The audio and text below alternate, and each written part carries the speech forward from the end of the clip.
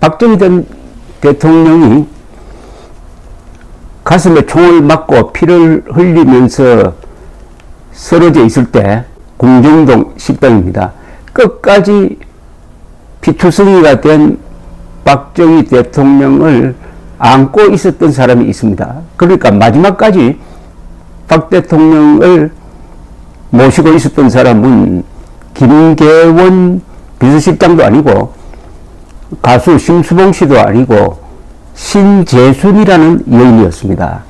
그래서 저는 신재순 씨의 진술 기록이라든지 또 그분을 직접 만나서 그 마지막 상황을 자세하게 제가 쓴 박정희 전기에 기록한 적이 있습니다. 이 신재순 씨는 정말 기억력이 아주 뛰어난 분입니다. 그 당시 상황을 마치 카메라로 찍은 것처럼 생생하게 정리를 하는 것을 보면서 이거 어떻게 이 하느님이 마지막 목격자로 신재순 씨를 박정희 대통령 곁에 붙여준 것이 아닌가 하는 생각이 듭니다.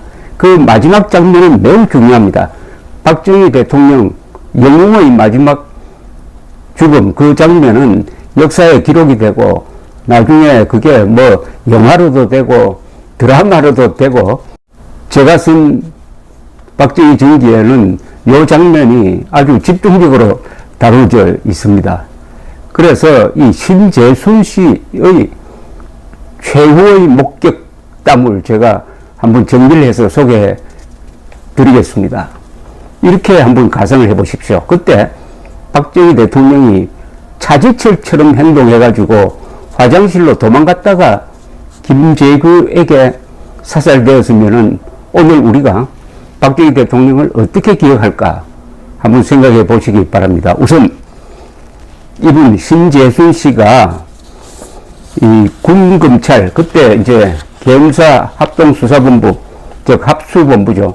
전두환 당시 소장이 지휘하고 있던 합동수사본부의 수사를 받으면서 진술한 기록을 제가 읽어드리겠습니다. 항상 제일 중요한 게 이 1차 자료입니다. 진술인은 어떻게 그 자리에 가게 되었나요? 중정의정과장 박선호의 안내로 가게 되었습니다. 신재순 씨가 이렇게 설명을 합니다. 질문, 진술인은 어떻게 하여 박선호 과장을 알게 되었나요? 신재순 씨의 답입니다. 본인의 친구이며 같이 CF 모델로 있는 경이란 친구로부터 서울 서교동 소재 숙경마담을 소개받았으며 그때가 10월 초순 추석 직전 2, 3일께입니다. 10월 24일 그러니까 11월 이틀 전입니다.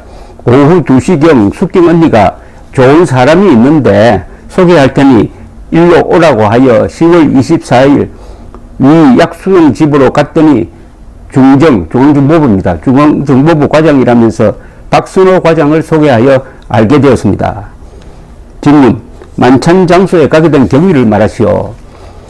10월 25일 그러니까 11.6 사건 하루 전 저녁 5시경 박선호 과장으로부터 내일 오후 3시 30분에 프라자 호텔 커피숍에서 만나자고 하여 다음날 나갔더니 나오질 않아 그대로 집에 왔는데 다시 오후 4시 40분경 전화가 왔습니다.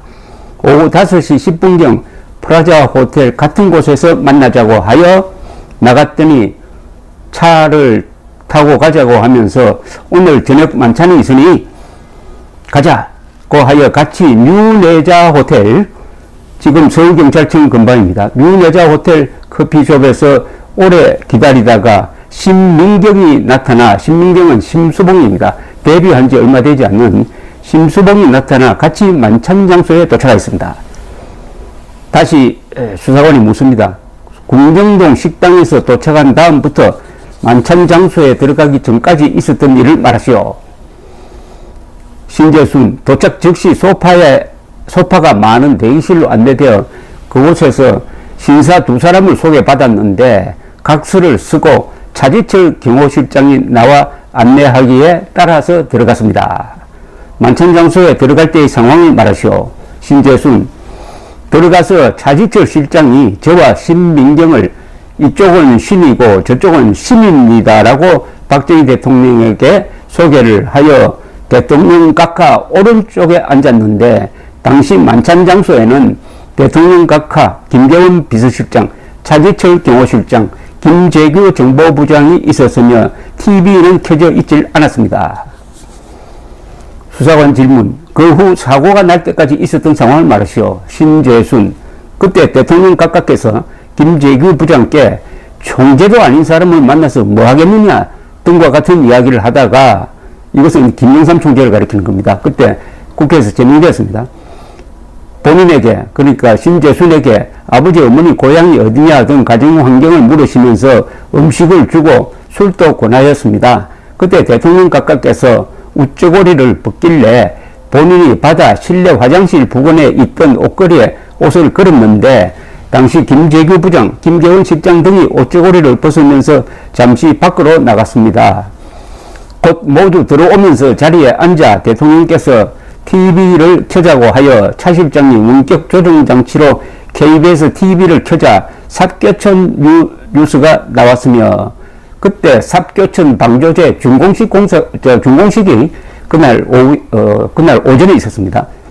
그게 KBS TV를 통해서 방영이 되었습니다. 저도 그 순간에 바로 박정희 대통령이 연설하는 걸 저희 집에서 들었습니다. 그때 이상한 게 박정희 대통령 목소리가 아주 힘이 없어요. 그래서 나는 왜 저분이 저런 목소리로 연설을 하지 하고 다시 보았던 기억이 납니다.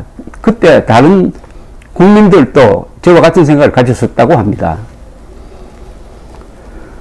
각하께서 저 곁에 노인의 가위질이 서툴더라고 하였으며 곧 카트 대통령 이야기를 하셨고, 대통령께서 헬기로 가보니 다리가 많이 놓여져 있더라는 등 말씀이 계셨으며, 잠시 후 김재규 부장이 자리를 떴습니다.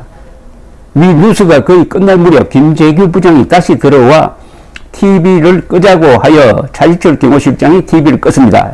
이때 김재규가 바깥에 나가서 박순호 그리고 박흥주 등 부하를 불러가지고 오늘 결심했다, 오늘 결행한다 라고 이야기를 하면서 똑똑한 사람 몇 사람 배치를 하라 해놓고 들어온 겁니다. 이때 이미 암살을 딱 결심해놓고 김재규가 다시 들어온 겁니다.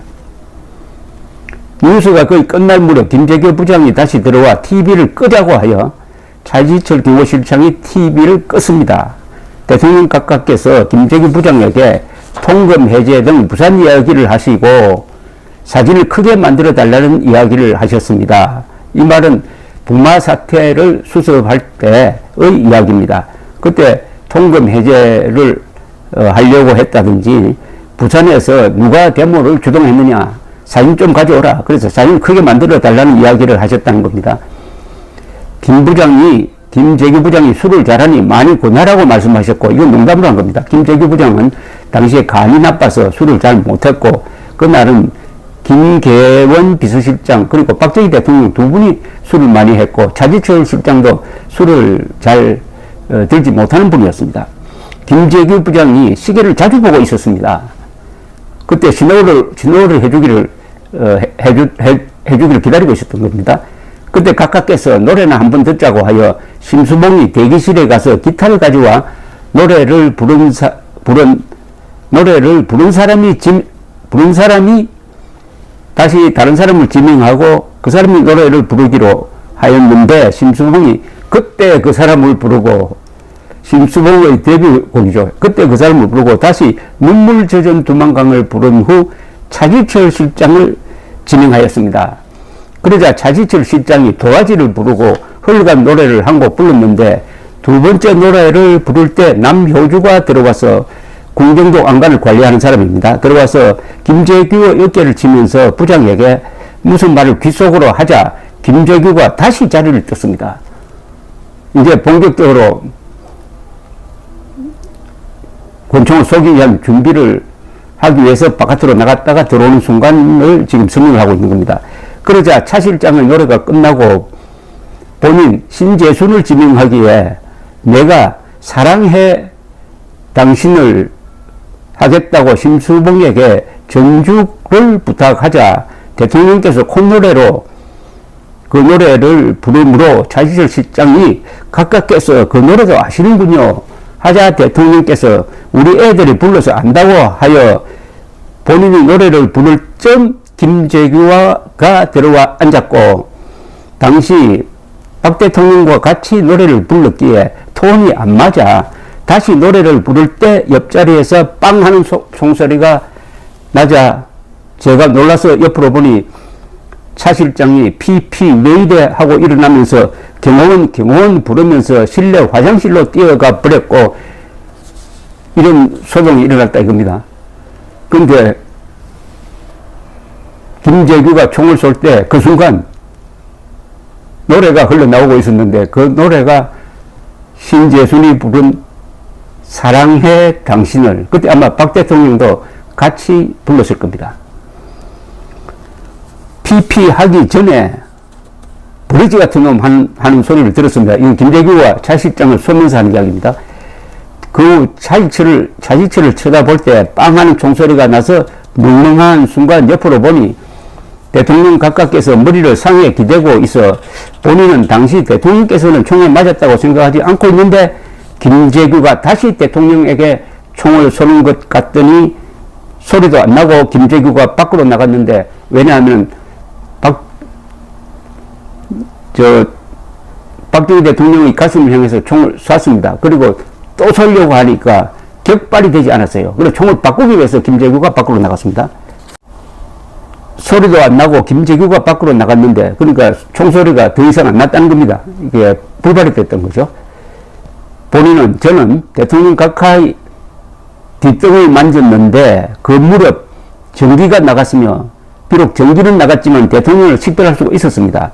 그런데 가까이 뒷등을 만졌는데 그때 저는 심수봉이 앉은 자리 부근으로 갔기 때문에 심수봉이 왼쪽에 앉아 있었는데 그쪽으로 자리를 옮겨서 오른쪽 손으로 박정희 대통령의 등을 맞았더니 피가 말도 못하게 많이 나왔으며, 다른 사람의 증언에 의하면 아마 심수봉의 증언일 것 같은데 응급결에 손으로 등을 막았더니 손가락 사이로 샘솟듯 피가 흘렀다, 이런 증언이 있습니다.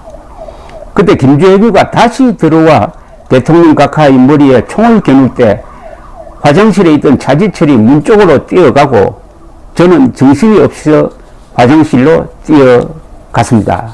화장실에 가서 도망가려고 창문을 열어보니 문이 여러 겹이라 어쩌지도 못하고 있는데 총소리가 꽝 하고 몇 발, 네 발 정도가 나서 안절부절 하다 보니 조용해져서 화장실 문을 열어보니 검은 옷을 입은 사람들이 각하를 업고 빨리 병원으로 가야지 하면서 업고 나가는 것을 화장실에서 보고서 방으로 나오니 차지철 실장이 누워있는데, 차지철 실장이 도망가다가 김재규를 만나서 총을 맞았습니다. 그래서 누워있었습니다. 누워있는데 본인과 누군지는 모르지만 남효주인지 아닌지 확실히는 모르지만 남효주 같은 사람과 둘이서 이렇게 세우려고 하였는데 차 실장이 나는 못 일어날 것 같다고 하여 멍하니 서 있는데 남효주가 본인을 대기실 방으로 안내를 하여 가보니 심수봉이 그곳에 먼저 와 있었고 전화가 2대 있는 것으로 기억됩니다.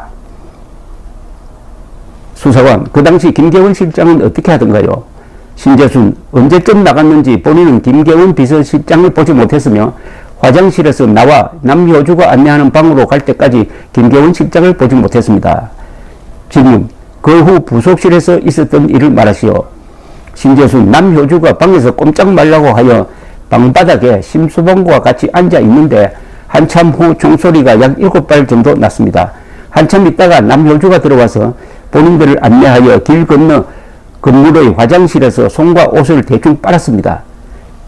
수사관, 그곳에서 있었던 일은 무엇입니까? 신재순, 박순호 과장이 나와 경비실 대기실에 가서 담배와 커피, 주스를 주면서 나가지 말고 화장실 갈 때도 똑똑 두드려 사람이 오면 같이 화장실로 가라고 하면서 못 가게 하였고, 한참 후 돈 20만 원씩을 주면서 오늘 저녁에 있었던 일은 밖에 나가서 말하지 말라고 하였고, 남효주가 차를 태워 뉴내자 호텔까지 갔는데 차에서 내릴 때 남효주가 앞으로 만날 일도 없겠지만 모르는 걸로 하자고 하였습니다. 질문, 어떻게 귀가하였습니까? 신재순 답, 뉴내자 호텔 앞에서 기다리던 심수봉의 차로 저희 집으로 갔습니다. 이상의 진술에 허위는 없나요? 없습니다. 더할 말은 없나요? 없습니다. 이렇게 되어 있습니다. 자, 필자는 접니다.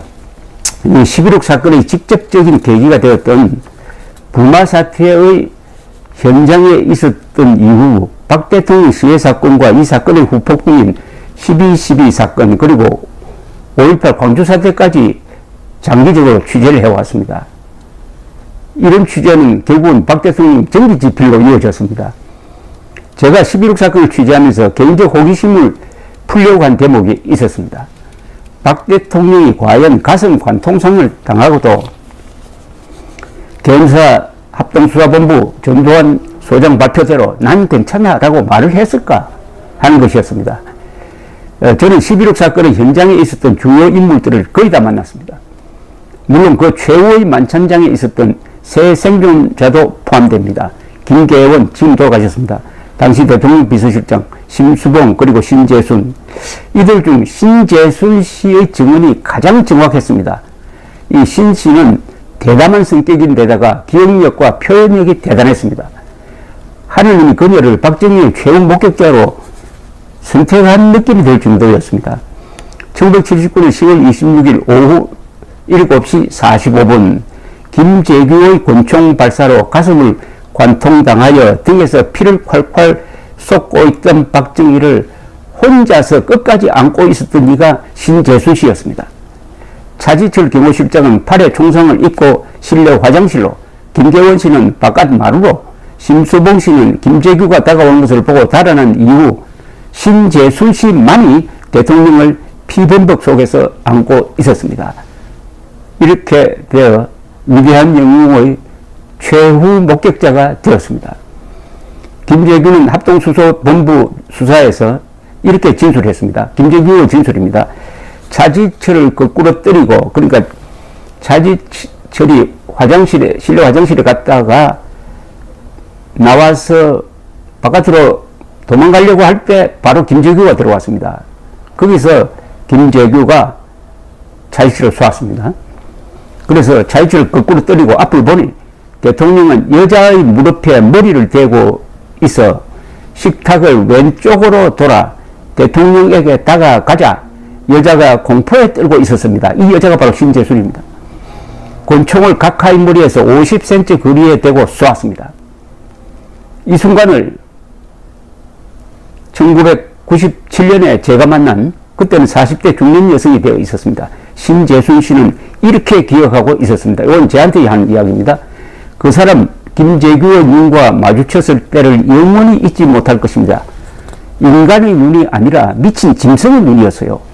그가 대통령의 머리에 총을 갖다 대었을 때는 다음에는 나를 쏘겠구나 생각하고 후다닥 일어나 실내 화장실로 뛰었습니다. 저의 등 뒤로 총성이 들렸습니다. 이게 바로 박정희의 머리에 총을 쏜 소리죠. 화장실에 들어가서 문을 잠그고도 문 손잡이를 꼭 쥐고 있었습니다. 바깥이 좀 조용해지자 신재순 씨는 화장실 문을 열고 나왔습니다. 대통령은 실려 나갔고 문 앞에 차 실장이 하늘을 보고 쓰러져 실망하고 있었습니다. 신재순 씨가 일으키려고 손을 당겼습니다. 차 실장은 몇 분 힘을 써보다가 포기하는 눈빛을 하고 말했습니다. 난 못 일어날 것 같아. 그러고는 다시 쓰러져 신음하는데 그 눈빛을 잊을 수가 없습니다.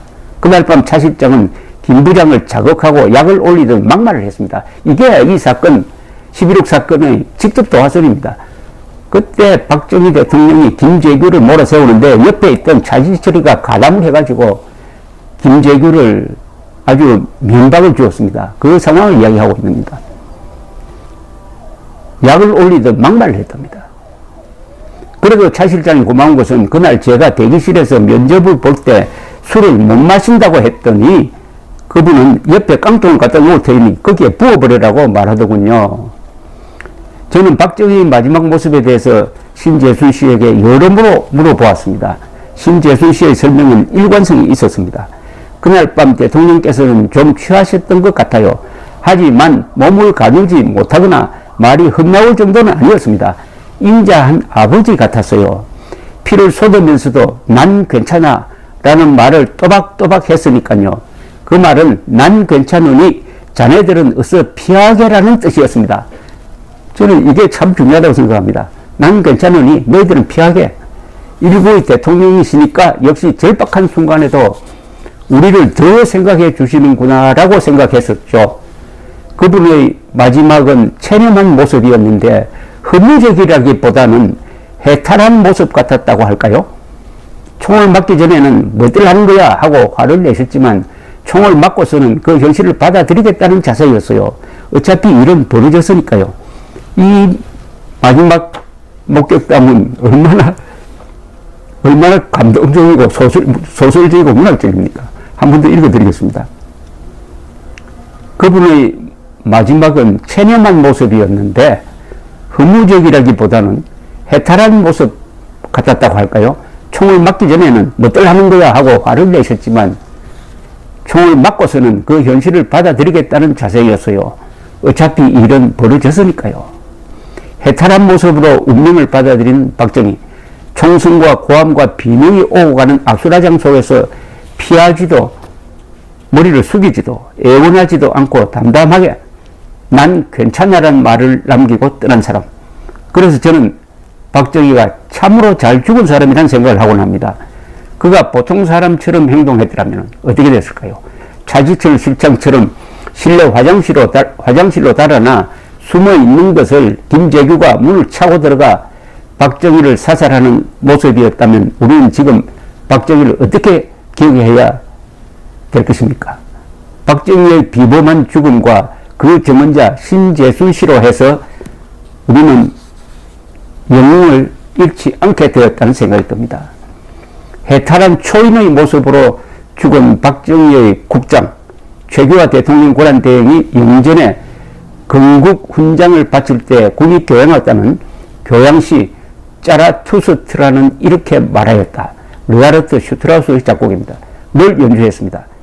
독일 철학가 니체가 쓴 동명의 책 서문을 음악화한 이 곡의 성정은 또 얼마나 상징적입니까? 니체는 이 서문에서 인간은 실로 더러운 강물일 뿐이다 라고 썼습니다. 그는 그러한 인간이 스스로를 더럽히지 않고 이 강물을 삼켜버리려면 모름지기 바다가 되지 않으면 안 된다고 덧붙였습니다. 한 시대의 청탁을 다 들여 마시고도 끝까지 자신의 혼을 더럽히지 않고 죽어간 박정희를 저는 스승치 않고 초인이라고 부릅니다. 무자비한 권력 요구의 화신이 아니라 부끄럼 타는 초인이었습니다. 하나 우스운 것은 김재규의 지령을 받아 두 대통령 경호원을 사살하는 등 이날 궁정동 작전을 지휘했던 박순호 중정의정과장이 부하를 시켜 일대 학살극을 끝낸 뒤 두 여인 심수봉, 신재순에게 20만 원씩이 든 돈봉투까지 주어가지고 차에 태워 집으로 보내주었다는 점입니다.